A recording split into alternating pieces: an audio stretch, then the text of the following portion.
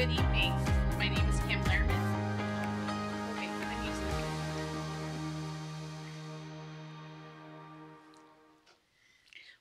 Good evening. My name is Kim Lehrman, and I will be acting as the chair tonight in the absence of Chair Cochran. I would like to call the City of Pasco Planning Commission meeting to order. I would like to welcome all those in attendance this evening and ask you to join me in reciting the Pledge of Allegiance.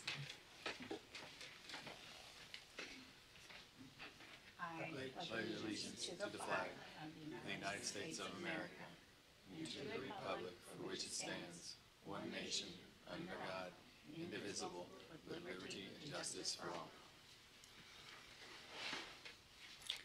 To begin tonight's meeting, I would like to ask the clerk to call the roll. Rosa Torres. Present. Mitchell Moffitt. Present. Paul Mendez. Present. Kim Lehrman. Present. Abel Campos. Present.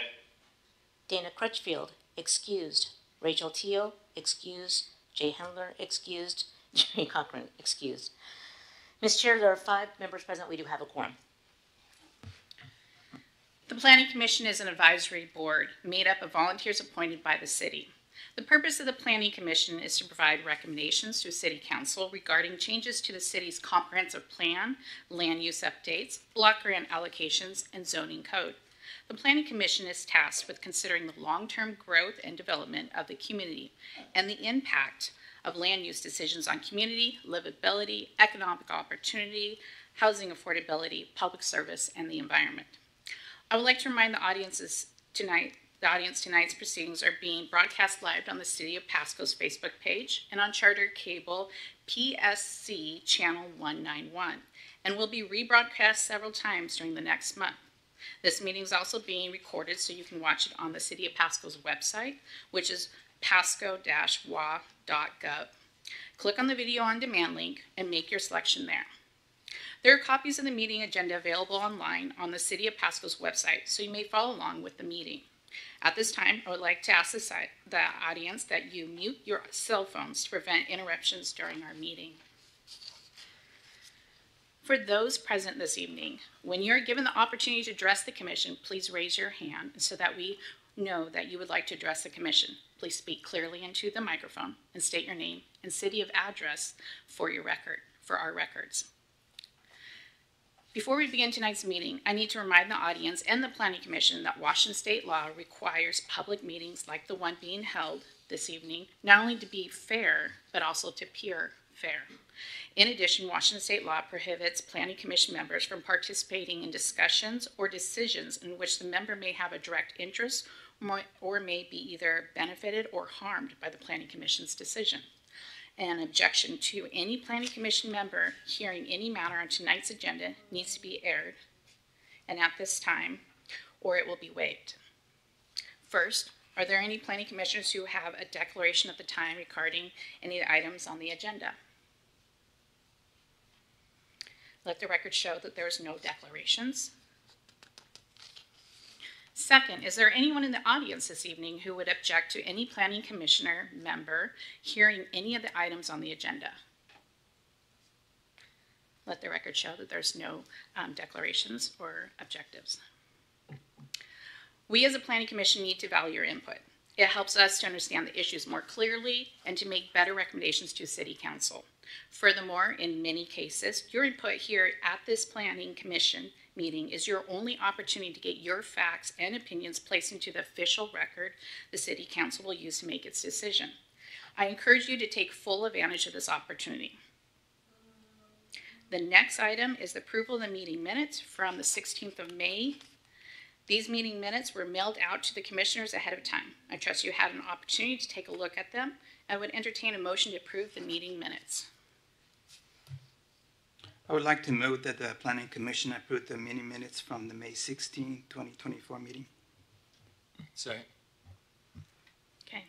It's been moved by Commissioner Mendez, seconded by Commissioner Moffitt. All of those in favor, say aye. Aye. Aye.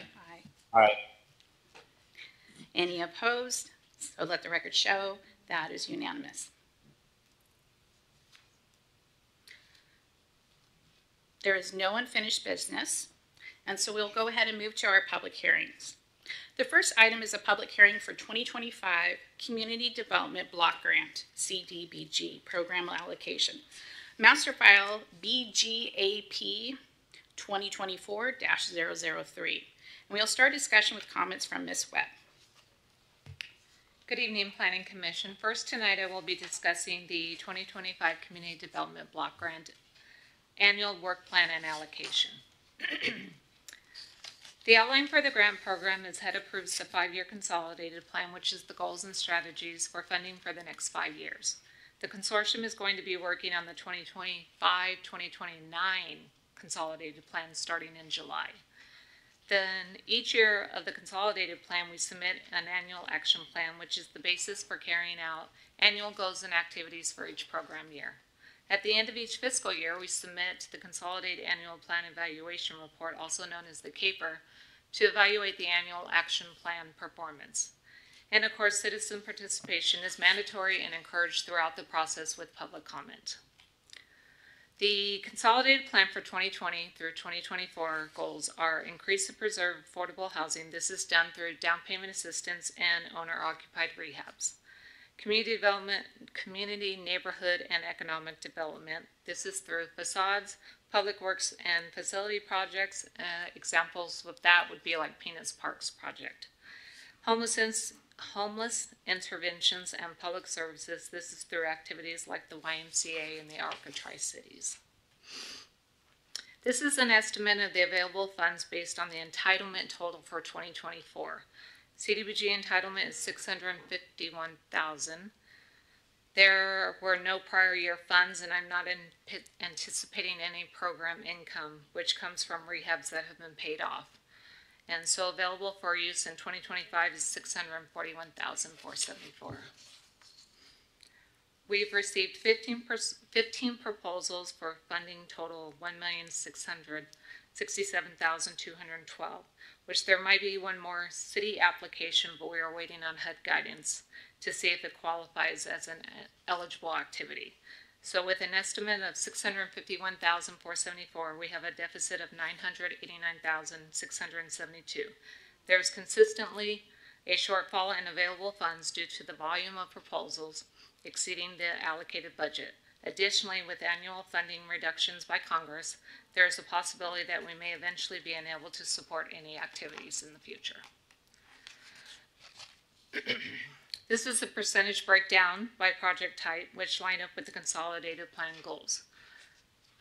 This is just done by request of what we received, so it shows the percentages of each activity: planning and administration, public services, economic opportunity, decent housing, public facilities, code enforcement, community infrastructure, and then of course the Section 108 debt payment. This is a timeline of what is to be proceed in the future. May 31st was the application deadline. June 20th is the Planning Commission public hearing where you will hear from the participants. July 18th is Planning Commission action. July 18th also ends the public comment period for our annual action plan for 2025. August 12th is City Council workshop. August 19th, City Council action. And then we update our allocations for the final submission to HUD. And with that, I will stand for any questions you guys have. Commissioners, do you guys have any questions? It's Commissioner Moffitt here. So when you're talking about the money, maybe it was, I didn't catch it, but it looked like you said, sounded like you said 641, but up here it said 651. 651, not 641. Okay, just point of clarification there. Thank you. This is Commissioner Lehrman. In the paperwork that we received, I think I saw $677,540. Is that for a different allocation? No, so when we, in the paperwork, when we do the paperwork, that's an estimate of what we received from 2023. But then we received our initial funding letter and our allocated amount got reduced. So that's why it's 651.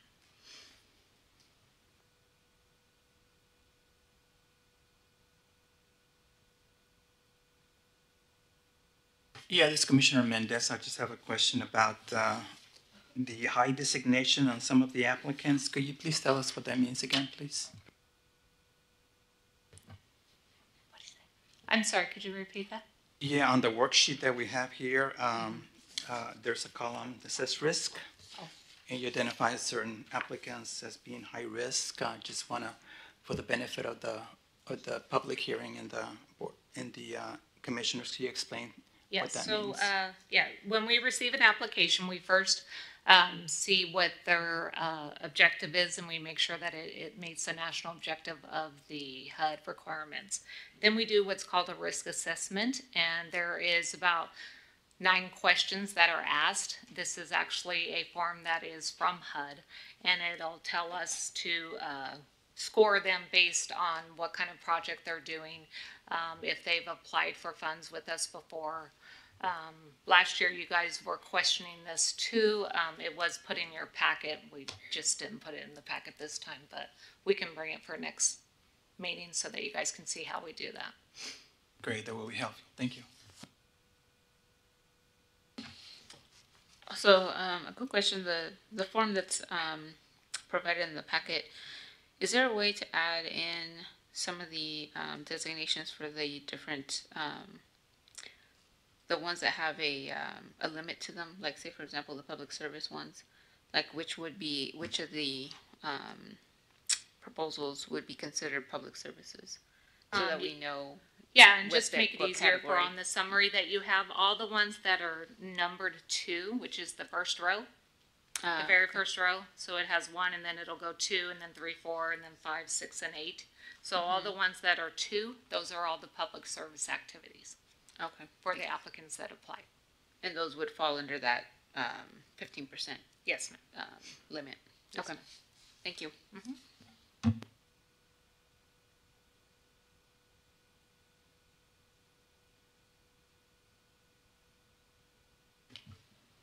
Any more questions for Ms. Webb?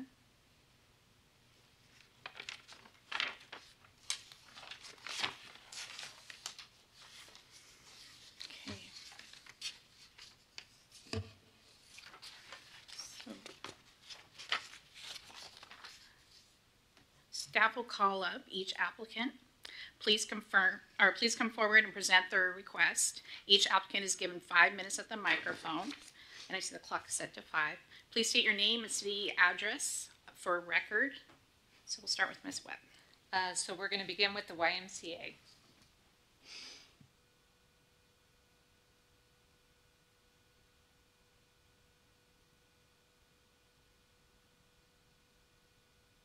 There we go. I'm Rob Wilkinson with the YMCA. My home address is 3910 Road 104 in Pasco. First of all, I just want to say thank you very much for giving us this opportunity to apply for funding. I know we've been a partner with the city of Pasco for a number of years. Our ask this year, we've asked for $30,000, which is a $5,000 increase, and we've done so just due to the rising costs of staffing and the associated costs to do business, and also to keep our rates affordable. Second thing I'll mention is the Y has been in collaboration with the city of Pasco for over 40 years, operating the Martin Luther King Center. We're over in the Kurtzman Park, right next to Virgie Robinson Elementary School. We're a drop-in center primarily for the residents of East Pasco. You can get an annual membership for $10, and then day passes are for $2.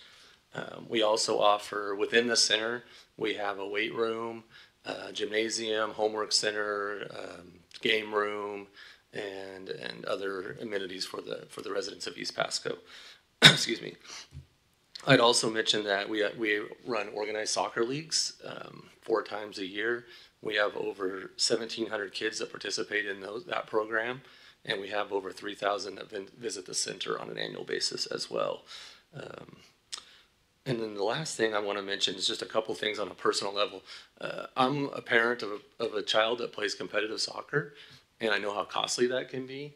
I spend quite a bit of money on it, and we're proud to say at the Pasco Y that we can offer an affordable option for the kids at a fraction of the cost without without the quality going down. One thing I'll mention, Coach, I actually invited Coach Potter to come tonight to speak. He's the Pasco High soccer coach, and he's in Yellowstone, so he couldn't make it. But in my conversations with Coach Potter over the years, he's mentioned many times how appreciative he is of the YMCA program and how we prepare the kids for his soccer program, but not only for just soccer, but for life. And I know Coach Dotson over at Chiawana is as well. Most of those kids that play for Chiawana and Pasco have come through the YMCA program. We were at a camp last year, and Coach Potter had his kids out. Every single one of the kids went through the YMCA program that was there, and there was about 12 to 14 of them helping him run our camp. So it's a proud partnership we have with Pasco High School as well. I think that's all I've got for now. If there's any questions.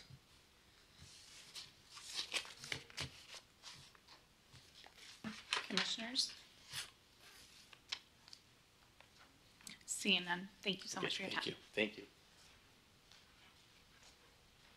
Next, we're gonna have the ARCA Tri-Cities.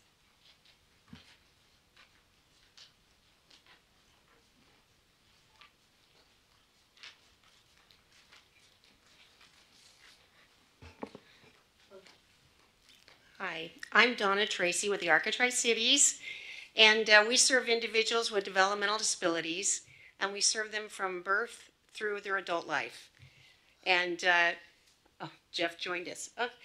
Well, anyway, the ARC does a variety of services, and we've been in the community 65 years, and we're a safety net organization that helps make sure individuals with disabilities are included. I was able to bring Joanna and her mom, Jolene, and sorry, I got sidetracked by Joanna. So anyway, Joanna's been participating with us for how many years? 10 years. And I'm Donna Tracy, 9904 Winthrop Drive, Pasco, Washington. Sorry about that.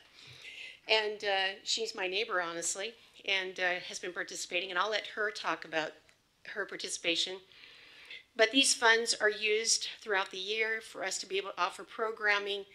We do a day program that serves about 200 individuals per week as a safety net, helping families have a break, making sure their families are not isolated.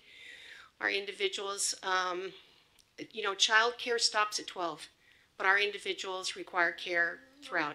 And honestly, I have a special needs daughter. I also have Jeff who lives with me. It helps us have a life, helps us have community. I can send them on a bus, and I can take a break on a Friday night and know that my family members have activities and friendship, and they're just not following me around all day long. I'd like to introduce Joanna's mom. I'm Jolena Weisenfeld, live at 5712 West Sylvester Street, as does Joanna. Or she can introduce herself using her talker. My name is Johanna. Does that come through? My name is Johanna. I love the ARC. Okay, so we've lived in Pasco for 10 years now, and the ARC has kept us in the community, integration, helped advocate, helped friendship. Joanna is greeting right now. We just appreciate the summer program.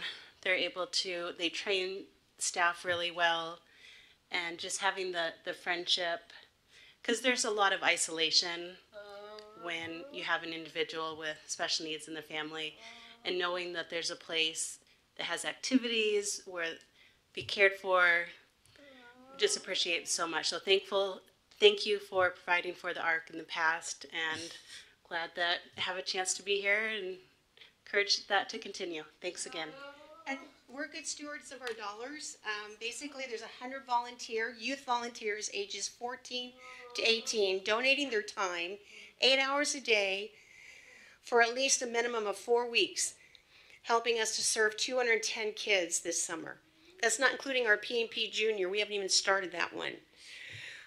But your dollars are targeting the adult world, and Joanna's now official adult, and helps Jeff and individuals. So year-round services, day programming, camps, dances, just a ton of things.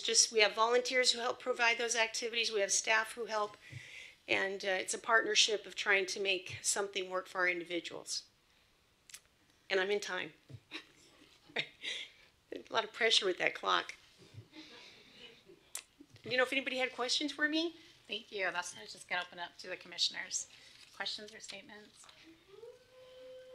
No, just a comment. Appreciate what you do. Thank you for bringing the kids here. Yeah, I think it helps to see who you're serving. Thank you very much. Thank you.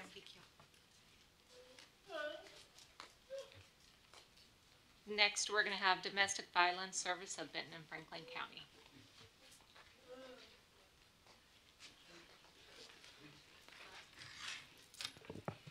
Good evening. My name is Angie Pacheco from Domestic Violence Services of Benton and Franklin Counties. I live at 5105 West Sylvester. They're kind of my neighbors, I guess, after listening to that in Pasco. We've been in services for over 21 years in the Tri-Cities, primarily in Benton County. We do provide services out of the Pasco courthouse for a lot of our clients. We are here requesting assistance for $70,000 to assist us with providing services with two low-income advocates that would come out of the Pasco area to be able to service our monolingual clients that we provide service to. We service about 3,000 families per year, and our goal is to service over 800 families in the Pasco area. The majority of our clients are female. We have a 90% amount, and also 90% of our families are low-income population. Our services that we provide are a 24-hour shelter, and we can house up to 8 families at a time for 30 days plus. Most of those families, when they come to us, are homeless families that have come because of intimate partner domestic violence, and we help provide them housing as well. We have a 24-hour crisis line where we average taking phone calls of over 250 per month. And we have an advocacy program, which is what we run out of the Pasco courthouse, helping with families on the legal issues that they're going through, trying to file restraining orders. And we also are assisting with safety planning in the area. And those are some of the areas that are very critical to us with the communities that we serve, because a lot of people have never gone through services and need navigation on how everything works and what resources are available to them. We also do housing, and we are finishing up a 10-unit project that we started in partnership with the State of Washington Commerce, and we're going to be doing 10 affordable units. So we're very proud of that project. That was our first affordable housing project. We have a 4-plex housing unit as well, where we house families that are coming out of the shelter and helping them be able to have independent living outside of the shelter.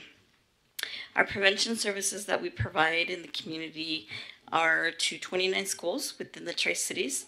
33% of those that we service are in the Pasco school districts, and we are primarily focusing on the junior high and high schools and doing prevention work, talking about healthy relationships, and then helping them understand all of the process of domestic violence. In addition to that, we help a lot of the families through the school districts with a lot of the needs that they may have in reference to homelessness.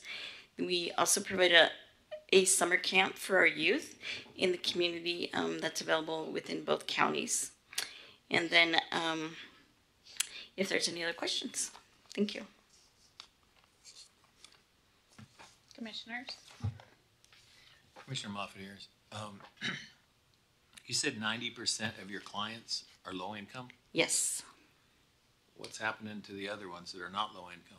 Well, a lot of families that may be middle class or upper class that are calling us for services. They don't know how to navigate the system, might need referrals, or might want to know what kind of services are available. Primarily safety planning is one of the ones that we would provide to them in the community, letting them know what resources, maybe how to reach out for attorneys that specialized in legal services and parenting plans. So a lot of them might come from high income or middle income, but once there's a domestic violence issue, a lot of them automatically may become homeless and or no income. So, for example, if you have somebody who's working and they make their own money and they're doing okay and a domestic violence issue has happened, they've lost their income, that puts them in a different category, perhaps maybe even their home. So the families that come to us come for all different, primarily parenting plans is one where they don't know how to start. And we connect them with attorneys.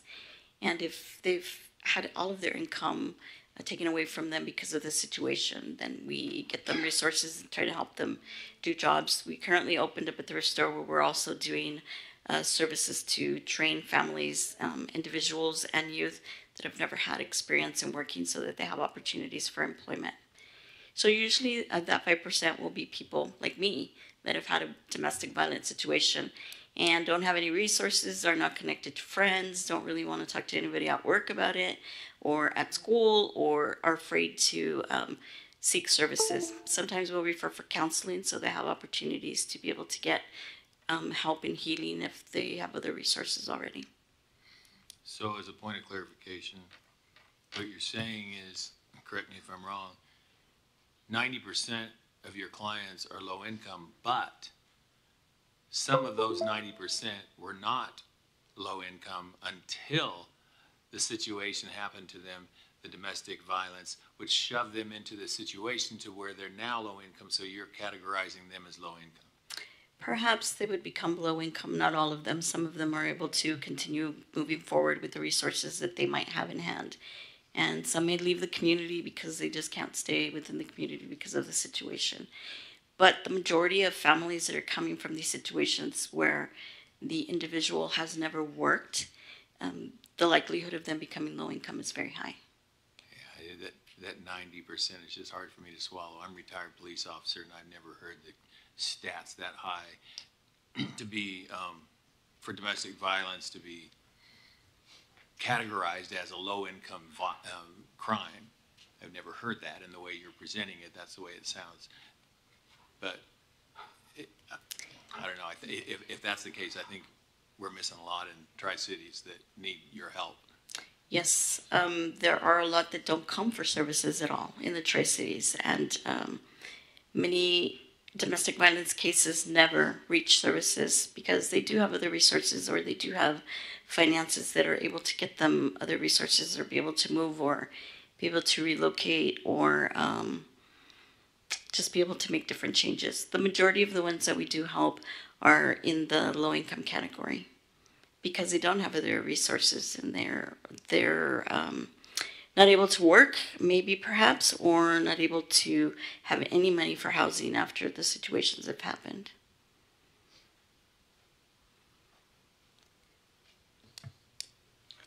Well, I want to thank you very much for all the services you do for our community and the large scope that you do, from providing educational opportunities for middle school to high school students to learn about what safe relationships look like, and what to do when you're not, and who to report to, and how to receive those kind of helps. So hopefully you can end the cycle.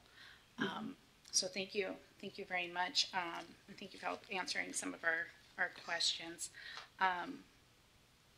So you said 33% is how much you serve out of your total amount of The youth?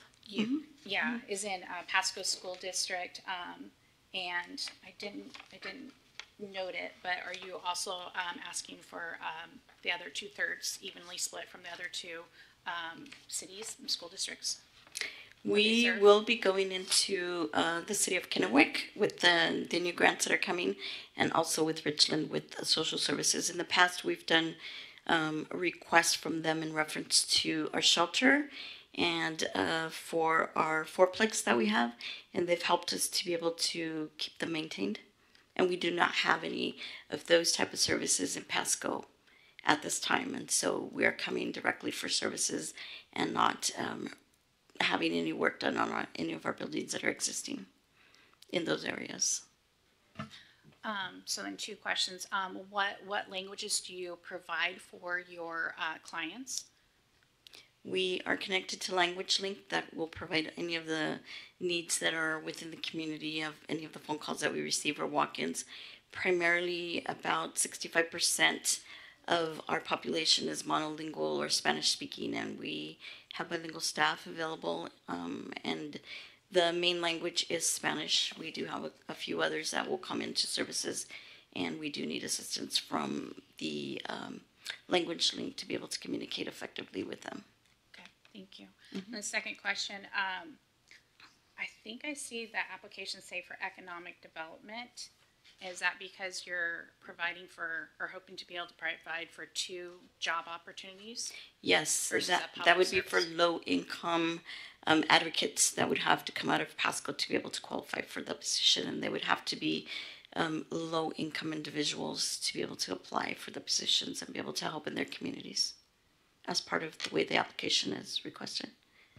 Okay, so one foot's in the public service and the other foot is in the economic development. So, Ms. Webb, if you can help clarify. But basically because of the type of service that they offer, it is all under public service. They'll come out of the public service pod if Yes. awarded. Gotcha. Thank you. Appreciate your help on that. Thanks. And the likelihood of who we would hire would be advocates that have had experience in a domestic violence situation.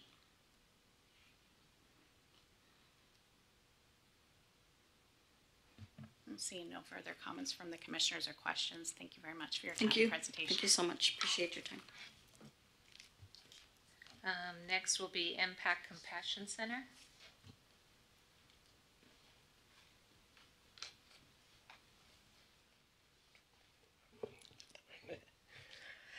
Hello, my name is Jennifer Felicitas, and I'm the founder, executive director of Impact Compassion Center. I'm also one of the licensed mental health counselors there at the facility. And I reside in Pasco, in West Pasco at 8612 Pasco. So love living here. So that's one of the reasons it was one of the reasons why we created the organization, is just being here in our community and wanting to do whatever we can to impact our community that we live in. So that's extremely important to me and to our organization. So we are requesting approximately $44,000 for our homeless prevention and intervention program. We do work with a lot of homeless individuals. Our building is in downtown Kennewick. However, we do provide services to people throughout the Tri-Cities and Benton-Franklin County. So just a little bit of information. I don't know if you're aware of this, living in our community over the past decade, the cost of living, is extremely expensive. I bought a home here back in 2003, and I know I'm paying less for my mortgage than someone can pay for a studio apartment in Pasco in a low-income area. It's just absolutely horrible. I actually just looked this information up today, and as of today, a one-bedroom apartment in Pasco for just a simple apartment is $1,300 a month. So between $1,300 and $1,500 a month for a one-bedroom apartment. Two-bedroom is $1,500 to $2,000. I don't want to say that's almost double my mortgage. I had to say.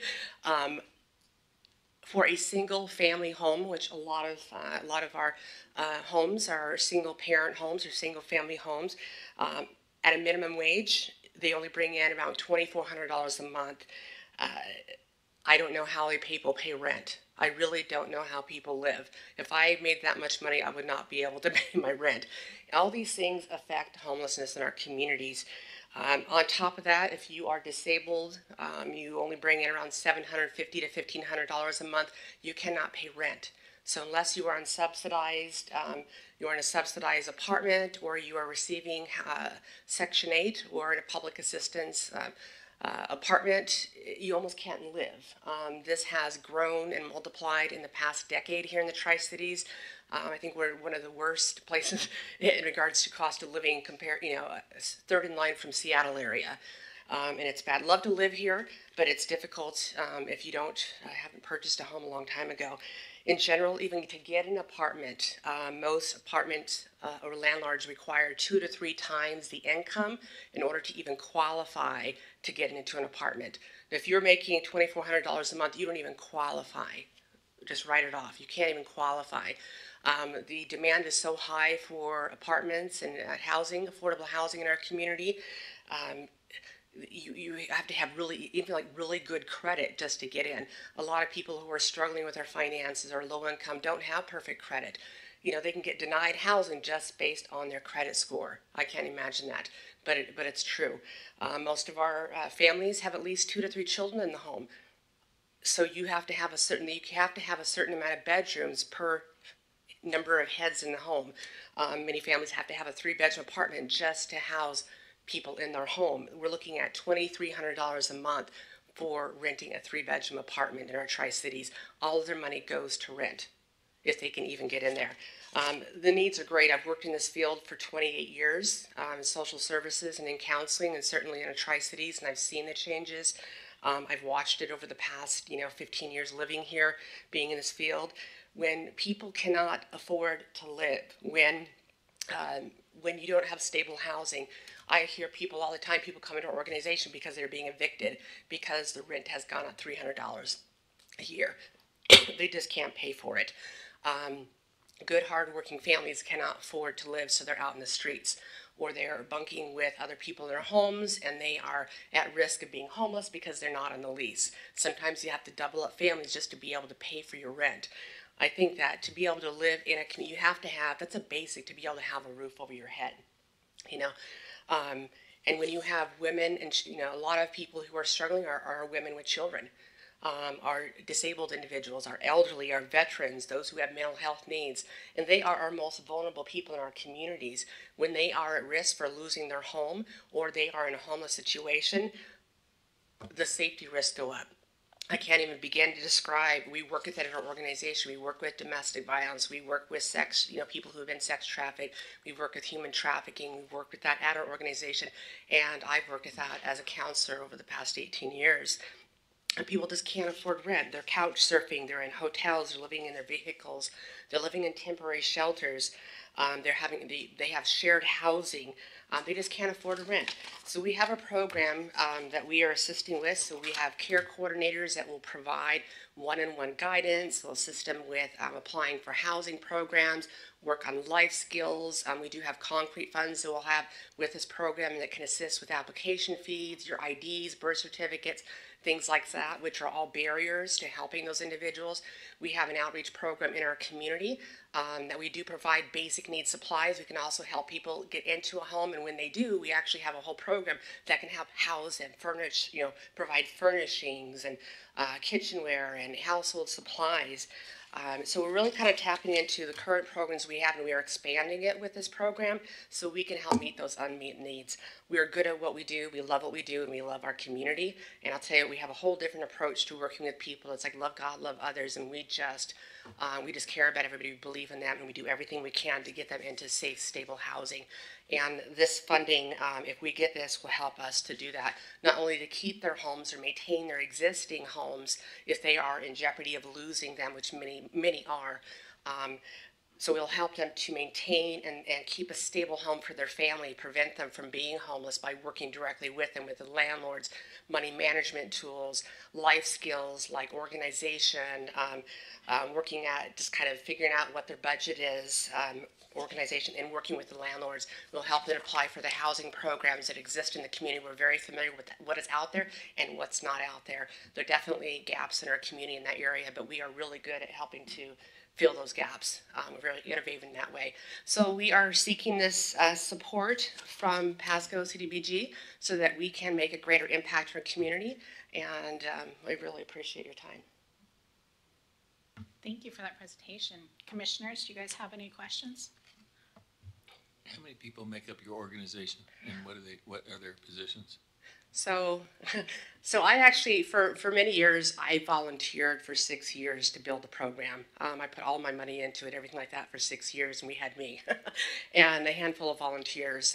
Over the past 4 years, we have developed the agency, so we have 7 staff.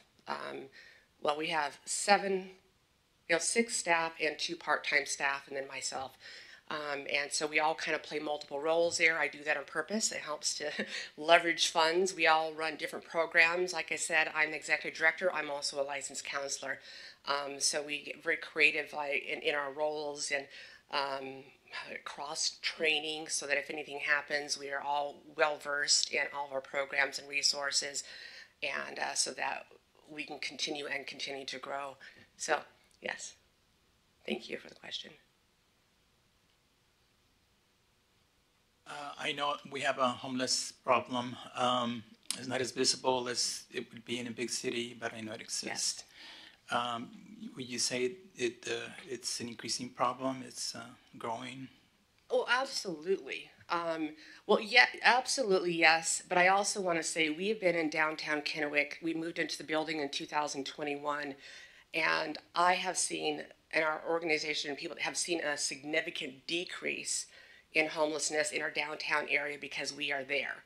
And we are actively involved in bringing them in and loving on them and providing basic support and tools. We have care kits, and we bring them in and bring them into our programs and help them with that. So we have significantly cut, the downtown Kennewick area homeless issue has gone down quite a bit since being there, and it makes a difference.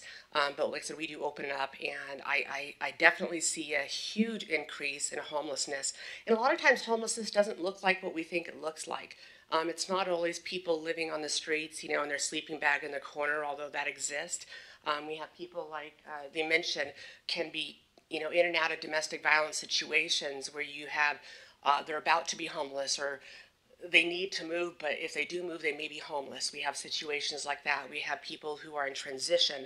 We have people who are couch surfing. That's common. We have a lot of people that just live with their friend or their relative or someone who will put them up, and their family is sleeping on the couch.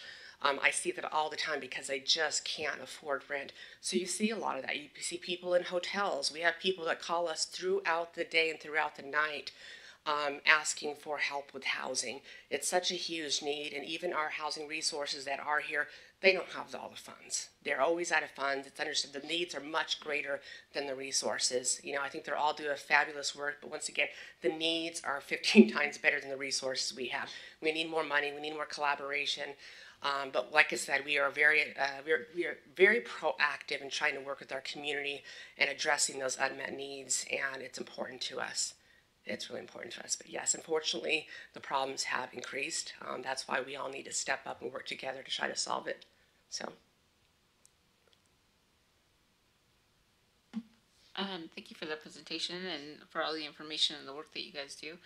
Could you talk a little bit more about, specifically the funding request and what will that go? Because you guys have a lot of different programs. Yes. And so how will this go to support? Yes. So 2 things actually. In the section where it talks about percentage or number of people and the medium income, we actually flip-flopped the number, so I apologize. We looked at that, and we had a mistake in that area. So it's, I think there's 6, the higher number, was 30% medium income, so flip-flop it, so I apologize. It's a flip-flop. I just caught on the way over here, and I'm like, oh no, I need to announce that. But as far as the budget goes, we're asking for $44,200. And of that, $40,000 will be for staff, direct program staff. So two things. We have an outreach coordinator that we currently do not have funds for. We try to leverage resources as much as we can, and she's very, very, very part-time. And the rest of them are volunteers. We operate on volunteers. So we really do need to have funding to be able to do that. We have people that come to our organization throughout the week, all day long, certainly on our outreach days. And we have a gal that is our outreach coordinator that just really, she puts in volunteer time, an extra 30 hours a week, because we just don't have the budget to be able to put her on here full time. And she coordinates everything. She gets all the, all the donations for all the supplies. We give out hygiene. We give out homeless care kits and sleeping bags. We give out food. We give out diapers. We give out so many resources, and we have a walk-in guidance service. Like I said, that will help to fund that position, which is essential. She is that is essential key piece of our organization and for those who are coming in for help in our community. The other piece is for our care. I'm sorry, I keep hitting this thing. stand back, is for a care coordinator. And so we do have several care coordinators already on staff. And what we would do is designate one of the care coordinators, or we may hire someone depending on other funds for our programs. And what our care coordinator will do in this program is work one-on-one with each person that comes into the program and helps identify like what those challenges are. What is their situation? You know, are they about to be evicted? Do they have an eviction notice? What is their situation? Identify. What are the resources that are in place? What are those barriers? Are there credit issues? Is there a background issue? Is there what are their financial resources? What resources are in place? We assist them with all those barriers. We can work with them on money management, credit repair. If they have background issues, that some of them do, we can help work on those things. We can help them apply for housing programs. A lot of them get really overwhelmed when applying for some of these programs. A lot of them do not have things like they've lost their ID, birth certificates for their kids. They don't know where to start. They kind of shut down. We have a lot of people who come to us who have mental health. A lot of it's depression, a lot of it's anxiety.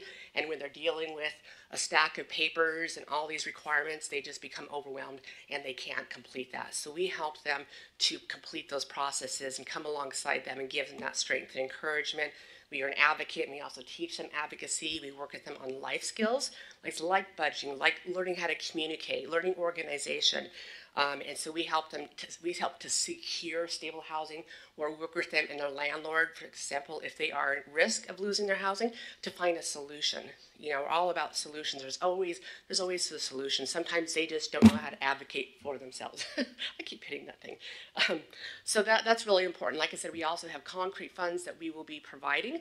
We do that a little bit with our community already, but we have limited amount to be able to help out with like photo IDs, application fees, and things like that. So yes. Thank you. You're welcome. Congratulations making it to the 7-year mark of your organization. Great job. Yeah. Very hard. You mentioned about barriers for, Yes. or perceived barriers even. And then you mentioned about some vulnerable populations, Yes. women, families, veterans, those disabled. I didn't hear you mention about LGBTQ community, and how do you specifically serve them?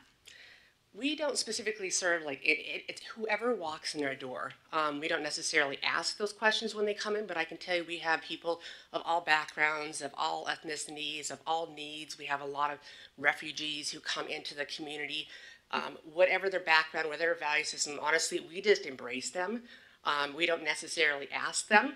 Sometimes they share, but I don't think that's something that, unless they tell us, you know, we don't ask them what their orientation is, but everybody's welcome. And it's so important to us they feel that. And I tell you what, if you ever come down to the organization, one of the first things people say without us having to tell them is like, wow, I feel at home. I feel welcome here. It doesn't matter what their background, it doesn't matter if they came straight from prison or what their sexual affiliation is, or if they have completely different beliefs than us. They walk in and they feel safe, and they walk in and they feel cared for, and that's so important to us that they do. I've worked in social services all my life, and I don't always see that. So yes, thank you. Thank you. I appreciate that. Yes. Second, how will you specifically serve Pasco? What is your strategy? That's a good question. Like I said, we are based in Kennewick. We're just right over the river from Pasco. But that part of it's just marketing, getting the word out there that we are here. So we'll part of the budget will have to do with marketing and making sure we're out there in those communities, more so than we're doing right now, just to let them know that here we are. We also, our team, our caregivers are able to go out in the community. We are not stuck at the office. We are very much mobile. We go to where the needs are at. So we can provide telehealth services. We can go there where they're at, whether it's at a park, McDonald's, wherever it may be, in a shelter. We're able to go there. So yes, we're definitely market and make sure that we are collaborating in communication with other nonprofits and organizations that work with those that are vulnerable and those are low income. Thank you. Commissioners, do you have any other questions? Thank you for the wonderful presentation, taking the time to answer our questions, and the good work you do in our community and throughout Tri-Cities. I appreciate it, and I appreciate you guys' time. Good questions, too. I appreciate it. Thank you. Next, we're going to have the Housing Authority of the City of Pasco and Franklin County.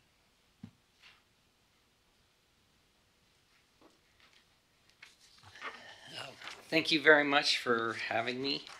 Thank you for all the other organizations that are here that do all the great work in our community. So We are coming to you as the Housing Authority of the City of Pasco and Franklin County. First of all, we operate 280 public housing units. We have 353 housing choice voucher units. We have a tax credit property that specifically helps with migrant housing. We have 48 units. It's called our Varney Court property. And we have 44 affordable housing units, 68, I guess, affordable housing units, but specifically I'm going to talk about our 44 affordable housing units. Additionally, as a housing authority, we serve over 700 families and over 700-800 children just in Pasco and Franklin County. One thing, also through our public housing improvement funds that we get through HUD, over the last 3 to 4 years, we've been fortunate enough to be able to reinvest over $2 million into the city of Pasco through businesses and contractors, through upkeeping our public housing properties. We spend the funding that we get from HUD when it comes to maintaining our units, very few of that funding actually goes to administrative costs. The majority of those dollars, over 90% of them, go straight back into the buildings and the units that our residents live in. And we're very proud of that we try to do as much as we can to help with the buildings and to create a safe and sanitary and a well-maintained properties. What I'm asking for in this particular grant is to help with our locals apartment. The background on these units they were purchased in the early 1990s from the Department of Commerce. They're not HUD housing, they're not public housing or Section 8, they're from the Department of Commerce. They were purchased in the early 1990s with the expectation that we would be able to upkeep them and renovate them. As you can see from some of the slides, we were able to get through 7 out of the 11 buildings before funding ran out. And since that time, we've basically been trying to catch up with trying to update these buildings as much as we can through the limited funding that we have. As you can see, when there are funds available, we try to find every dollar we can to upgrade these buildings and to do what we can. Most of this has been through 2060 funds. We have had some CDBG funds in the past, but right now we're at a critical need for more funding for these. Why do we need funds? Because these aren't new apartments and stuff like that. We're trying to stabilize our stock. It's much cheaper to stabilize and upgrade and rehabilitate these properties than it is to go out and build in general, although we do plan on in future building more affordable housing. But this is our already remaining stock that's here in Pasco and serves 44 units and many people. So the reason that we need CBG funds is because these are affordable, and through the Department of Commerce we can only charge 50 to 80% of AMI, and plus that's our mission, is to help the most needy in our community. Because of the rent restrictions, and we're not here to make a profit and maximize rents, obviously we can't make as much cash rent income as we would if we were a private apartment complex owner. So we have very few, our margins are very thin on our affordable housing complex, and that's the way it is because we want to serve people. We have only raised our rents, we only raise our rents every 3 to 4 years, which is almost unheard of today because most apartment complexes are raising them, it seems like, every 6 months or whatever else. We try to keep our units as affordable as we can so that we can help the most vulnerable in our community. We've also been hit since post-COVID, like a lot of other apartment complexes, since we're the managers, non-payment of rent issues, stuff like that. For us, it takes a huge economic hit for us. So as you can see, we are trying to, we're asking for a pretty big grand total, but we've tried to divide it into 3 separate projects. We've done this in the past where we've, asked for what we need, and then we hope we can get that. However, we are grateful for what you're able to provide. Our most urgent need we see is in our HVAC replacements. The second would be the window replacements, and third would be the exterior paints.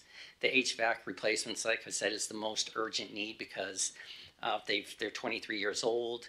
A lot of them have failed. We're having to do temporary measures for these tenants. that are in there. And like I said, with the razor thin margins that we operate under, it's just hard to stay in the positive. I'm happy to say we do stay in the positive, but very few. And so who will this benefit? Seniors, disabled, those in need care, low-income families between the incomes of 50 to 80% of AMI. We use these apartments for a lot of disabled and homeless veterans that come in through the VASH program. And I also like to point out that this will also, like I said, since the majority of these funds will go directly to these buildings, this will go directly to local contractors and businesses as we contract them to do this work.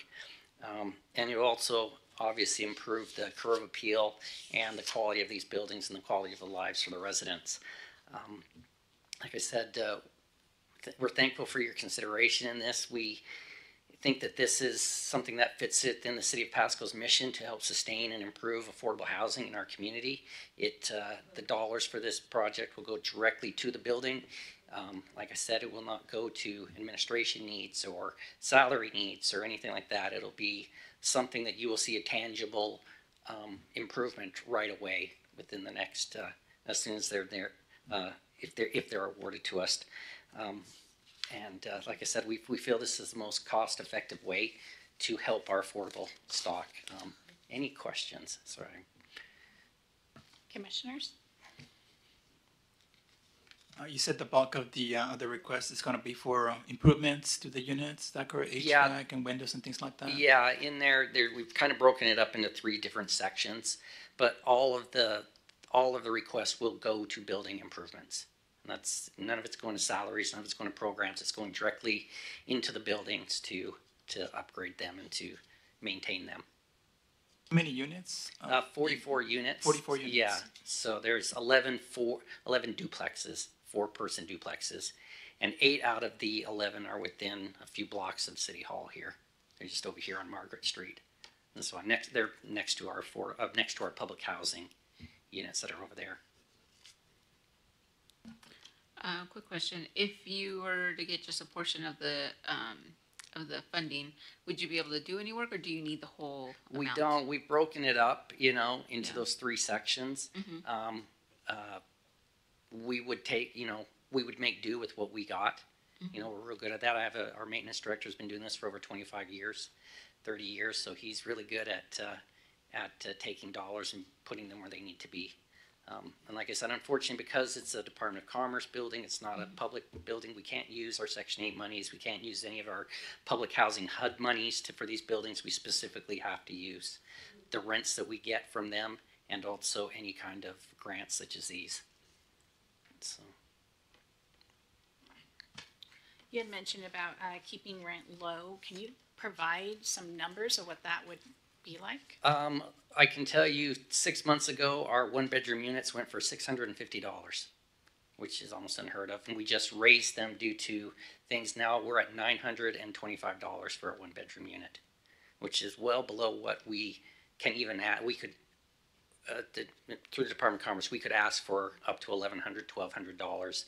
However, we are trying, like I said, we know the population we serve, we know the struggles that they go through, and so we try to keep it as low as possible. At the same time, we have to remain financially viable, and so grants like these are critical to us to keep us from having to do those sort of things. Any other questions from commissioners? Seeing none, thank you so much for your presentation. Yes, thank you very much for your time. Appreciate it. Next, we're going to start with the City of Pasco applications. So we'll have Jesse with Administrative and Community Service come up, and he's going to talk about the 3 applications that his department is applying for.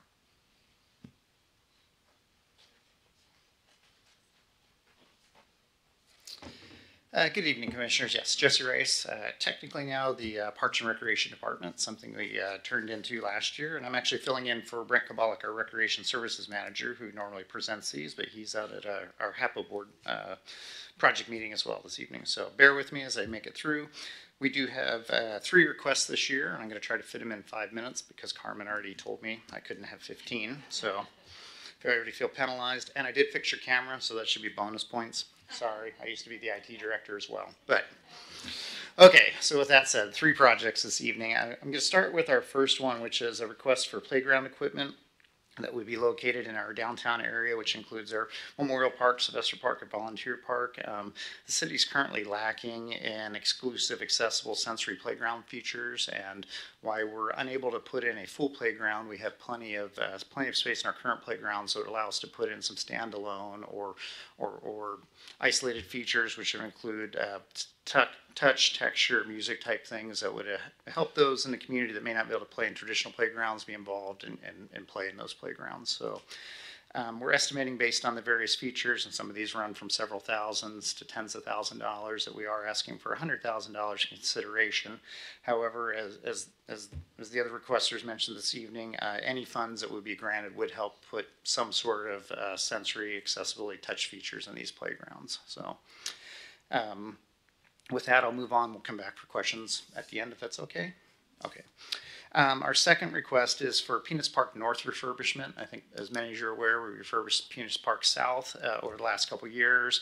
That's really enlivened downtown, kind of revitalized it. I'm there basically every Saturday running the Pasco Farmers Market, as that's one of the things we assumed recently from another organization.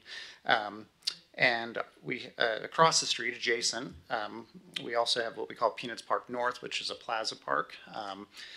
Currently, dated as it has been dated, is the surfaces are uneven, the trees are kind of overgrown, and it's inviting for the wrong reasons currently, if I state it mildly. So City Council's provided direction that they'd like us to upgrade that park to make it more open and accessible for the community and activate that space in a positive and proactive manner. So essentially what we're looking at is I hate to say demoing that park, but leveling that park down, reporting paved surfaces, and then the concept I'm currently working on, which I'll be working with council, is to put in some multi-use sports courts. It might include some half basketball court, pickleball court, futsal court combos. We kind of have a vision, and we're working towards that. So we do have some existing funding already that we hope to combine from our previous Peanuts Park project, as well as a state grant award that is required to be spent by next June. So we're looking to collect as many funds as we can to try to make that a small but vibrant park space to continue to activate that downtown and improve what it is like now. So that request is $50,000.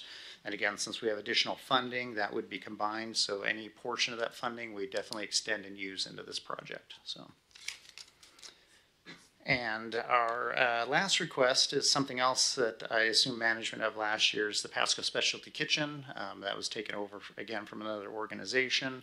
The Pasco Specialty Kitchen is a unique item, I think, a unique gem really of Pasco. It's a commercial kitchen that allows new or small upstart businesses a place to prepare foods that are available for them to sell. We currently have about 25 clients, and those range from clients that make prepared packaged foods, they make ice cream. One of the popular ones we'll shout out is Ob's Banana Bread, and she's one of our success stories that started out baking in the kitchen, serving her, eventually moved into one of our service windows, and then just now recently moved over to Richland to open up her own poetry banana bread bar, I guess we'll call it. So we hope to continue to provide those opportunities. The kitchen's been in existence since about 2003, so some of the equipment we have is currently dated. For example, one of the mixers, when you turn it on, it runs high speed. So you either have to take a flower bath or stand back. That's your two options. So we are looking to either replace some dated equipment, or as we look to move in new vendors and expand those opportunities, perhaps add some existing specialty equipment that would help those upstart businesses. And I'll note that that equipment would remain as part of the kitchen and hopefully serve others as they move on and graduate. So that would be our lowest request of $35,000.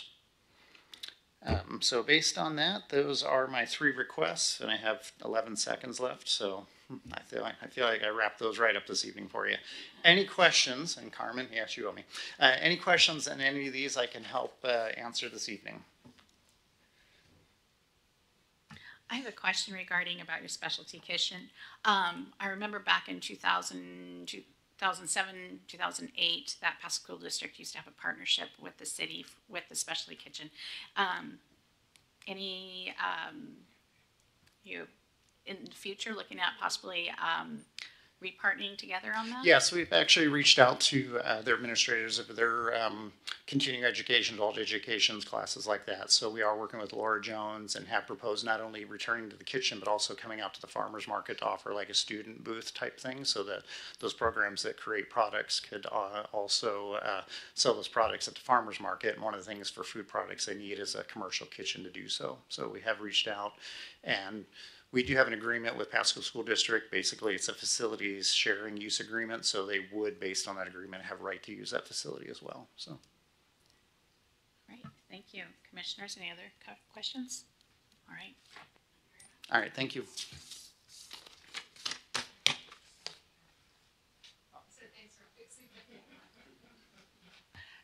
Next, we're going to have, again, the City of Pasco. This is going to be our Community and Economic Development Department, and we're going to start with the Rental Code Enforcement Officer.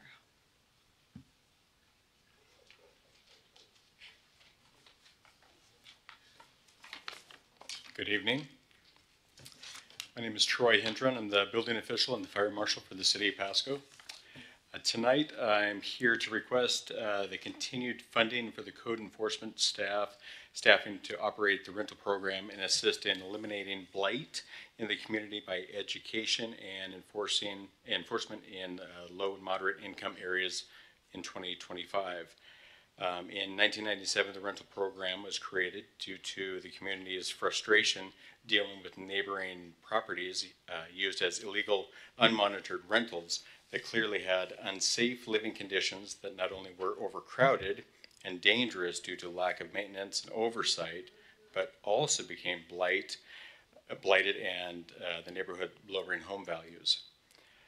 This council did extensive research and indicated more complaints and overcrowding and unsafe living conditions were occurring more in the low and moderate income areas than any other areas within the city. Because of this, council was able to work with CDBG in assisting with a portion of the cost to fund the community needed program.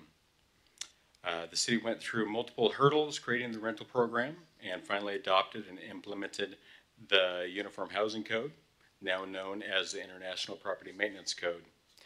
The rental program operated under the Inspection Services Department and inspected by qualified certified code officers, have been receiving funds from CDBG since its inception in 1998. Currently, we have 6,500 licensed rentals within the city. We're going to have an additional 2,500 within the next 12 months, and that's approximately 9,000 by the end of 2025. That is some staggering numbers. Currently, I have one full-time rental inspector. I have one full-time temporary rental inspector, and they do about 3,400 to 3,800 inspections a year. So that, again, is some staggering numbers. They, both those individuals are running. The funds requested will continue to pay for 70% of the staff salary, with the remainder coming from the rental licensing fees, similar to the fire safety program. The request continues to meet the community's needs, national objectives, and council's goals for affordable fair housing.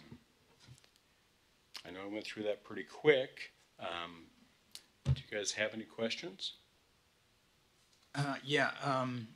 Full disclosure, I have some rental units. I'm familiar with the rental inspection program. Very qualified, very nice people, easy to work with and whatnot. Do my best to comply. But anyways, totally in support, and just astounded that there are so many inspections that are performed by limited staff. Question, do you also subcontract other inspectors to supplement your workforce? Not with the rental, no. I do with my building inspections and my plan reviews, but not with the rental inspections.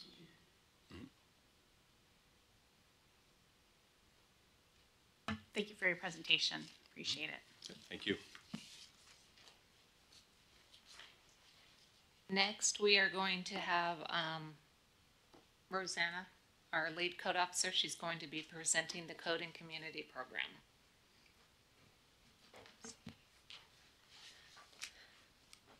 Good evening, Commissioners. I am Rosanna Johnson, the lead code officer for City of Pasco. Oops, sorry. And I was here last year we presented our community outreach program, and we were granted $10,000, so we had our first event in June. So behind me and in your packets there is a brief story basically about our event, you know, what led up to it, what our goals were, and what we were able to accomplish. And so I am back again this year to discuss that request again. So since 1966, the City of Pasco has maintained the Code Inspection Division. And I'm sure you all are aware now of our history, how long we've been here. The purpose of the Inspection Services and Code Division is to maintain the city as a clean, safe, and healthy place to live and work through voluntary compliance. The Code Division meets the CDBG national objectives to improve housing opportunities, sustain the quality of existing housing, address issues in living environments, removing slums and blighted areas, and aids in preventing homelessness. So we've found that many of our code violations are very easily resolved through outreach and education. We have limited staff, limited time, and due to those current staffing levels, the increasing population, number of structures that come online in the city of Pasco, it inhibits our ability to make meaningful connections with our residents compared to the number of concerns that are reported to our office. So through the Inspection Services Division, our team has worked to increase those outreach efforts. We host booths at city events, we attend community meetings, along with our police department. We've done speaking engagements, general code enforcement, postcards that go out to our residents about concerns that we hear a lot about in their neighborhood. We do door hangers, posters in City Hall out here. We create our own publications as much as we can to try to get the word out about, you know, what we're hearing from neighbors, what their concerns are, things that are common trends in the areas. Obviously, we have blight in our neighborhoods. We have abandoned structures. Those are broken into. We have to abate those. We have a lot of weeds and debris. And then we have a lot of old housing stock. And we have a lot of low-income residents. So everywhere from the 395 to eastern city limits up to the 182, that whole area is low to moderate income. And it's some of our oldest housing stock that we have in the city. So it's starting to deteriorate. We work through the Community Development Block Grant Program to identify properties that need rehabilitation. We help do the inspections on those, make sure the contractors do the work that's required to make them meet safe and habitable standards. And we still find that many residents need help. They need help taking care of their properties, addressing these substandard issues, and just in general, connecting with the community. Through this program, in our first event, we found out that more than half of the neighborhood didn't really know their neighbors. It's a very small area of about 188 lots that we surveyed, and they weren't familiar with each other, but they did say over half of them need outside assistance to maintain their properties. So I believe that our staff provides a vital connection between the public and the government. We're able to hear people at their homes. We know what their needs are. They tell us their life story. They tell us whatever's going on, what assistance they need in that moment. And we work as hard as we can to find resources such as those that are here today requesting assistance that can help them. So a lot of our goal is to connect people and educate. So our proposed activities for 2024 is to continue with cleanup activities where we'll go out. We are going to get a bunch of volunteers together. We go out and clean the streets, interact and engage with our community members, bring them all together to meet each other and gain more pride and ownership over their community. So with the requested $10,000 funding for 2025, we would host a minimum of 2 cleanup events, and those would be larger events with hopefully smaller ones included in selected low to moderate income census tract neighborhoods. The costs will cover the creation and publication of additional educational materials, such as a revised Good Neighbor Handbook in multiple languages, translation services, rental of equipment, and ongoing purchase of cleanup supplies and replacement of tools. It would also help to offset some of the staff wages that are not otherwise covered in the budget for administration of the program, as well as advertising of the event and supplying food and entertainment to the attendees. The events will host other city departments, outside nonprofits, and resource agencies. It includes the cleanup of trash, debris, and graffiti in the streets surrounding the event location, and provides a means for the target area residents to easily dispose of debris from their properties, connecting them with their neighbors, and educating them of city codes while working together. Some of the plans for the future efforts within this program are to create a citizen academy. So that's to learn how local government functions, what each department is responsible for, and how individual citizens can get involved in civic engagement by starting neighborhood-driven cleanup events and conversations with each other about problems in their own areas. And our expected outcome is that we'll have a decrease in code violations just through education and conversation, better connection, better relations between the public and local government. And do you have any questions? Yeah, thank you very much for the good work you do and this innovative idea. It sounds like it was real successful this year. Glad to hear that you guys are interested in carrying that on next year along with some additional goals. I love the idea of the Citizen Academy that you talked about. The Good Neighbors Handbook, is this something that is also shared out when people move and sign up for city services? Yes, we've had it since the 90s. So we've been working on a revision over the last year, but of course it's all staff driven and trying to find the funding to get that translated into other languages because we have more than just English and Spanish in the area, so we want to make it available to as many residents as we can. But it goes out with new services, and then we use it at all of our outreach events. So we have those on hand when we make contact at a person's property. That's something I love to give to somebody, or if we can welcome to the city. Wonderful. Yeah. Another question I have, I was at Kurtzman Park Saturday enjoying Juneteenth celebration. And along one of the homeowners is a lot of graffiti. Yes. And then when you walk over to his property, you can see the layers and layers of the anti-graffiti paint that goes over it. And as well as I witnessed within the last 12 months, I think at least 3 different times he's been tagged. What, with all of your guys' hard work, what preventive measures can be done in order to be able to stop having this one homeowner tagged and targeted and have this crime on his property? I'm glad you brought up that property because we were actually out there today doing some post photos and inspections in the neighborhood and saw this location. So we reported it to our graffiti abatement crew and they were out there within an hour and covered it. The nice thing is that we do have the graffiti abatement program through municipal court and they will cover it on private property. Obviously it's not beautiful paint because they're doing it for free. We were also on a phone call with our police department today to discuss collaborative options of what we can do to try to work together in that neighborhood. A lot of it is going to come down to education and outreach with the youth. It's youth that are doing a lot of tagging in that area from what we're aware of. That is a vacant home. The homeowner is local, but that's part of the issue that we see with vacant homes. There's not a lot of people watching them. So that's again where the connection between neighbors come in. If you know your neighbor, they can watch out on your property and call the police for you when it's happening. They can call and alert you when they see an issue. So we are aware of that and working on it. Thank you. Thank you. So the next application I will be speaking about, we put in for the facade improvement program. This is to help a business. We're asking for $25,000. This would be to help one business improve the outside of their business, which is what CDBG funding can help pay for a business, as we don't assist commercial businesses. This also does help, beautify wherever the business is. In 2023, we actually did 2 facades. There was one off of 4th Street and then one off of Court Street, and both of them got paint jobs. They got new windows. It really just improved the outside of the building. The next application that we would be applying for would be our chip miner rehab program, which is basically to rehab owner-occupied housing. We're looking for $125,000, which would help with at least 5 homes.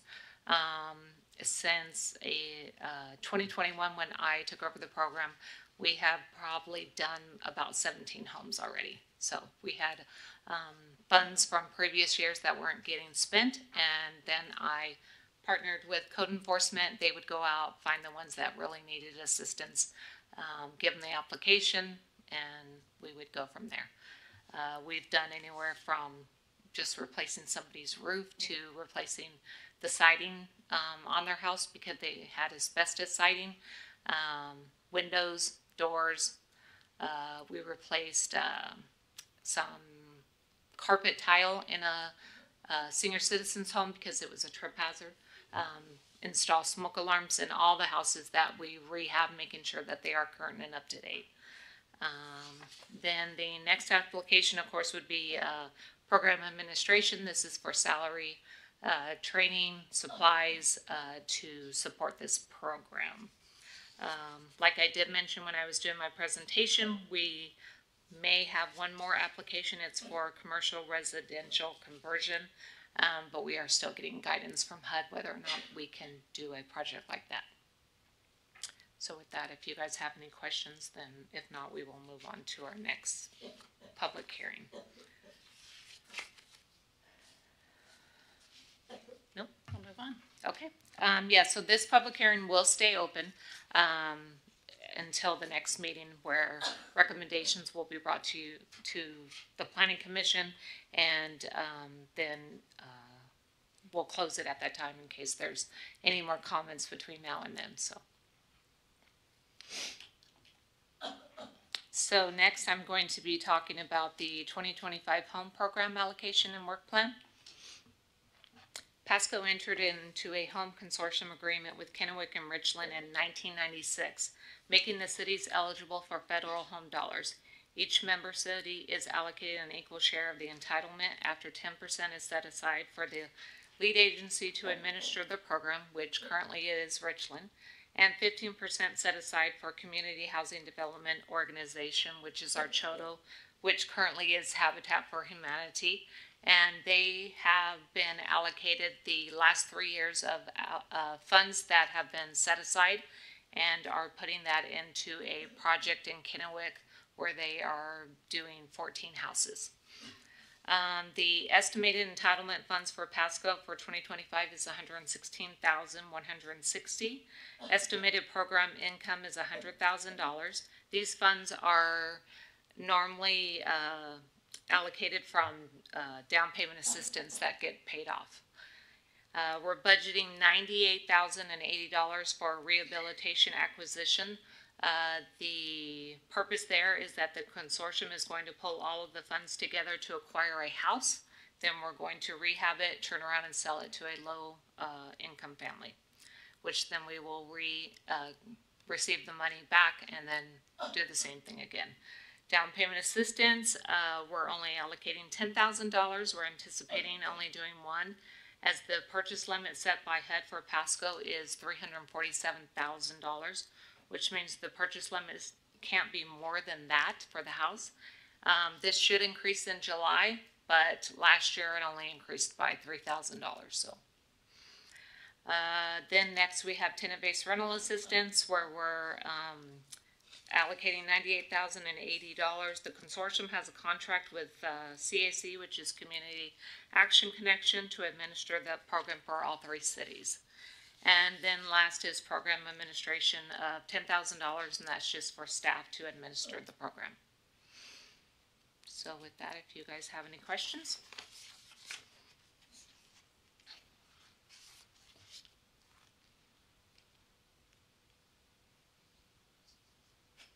Seeing none.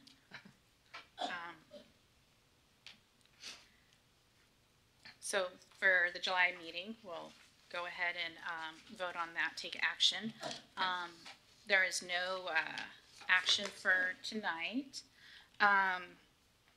So if I would entertain a motion, and sorry, there's no workshops, no other business, and so with that, entertain a motion for adjournment. I motion we adjourn. Do I have a second? Second. All right, motion by Moffitt and seconded by Mendez. Have a good night. Enjoy summer solstice. We got out with sunlight.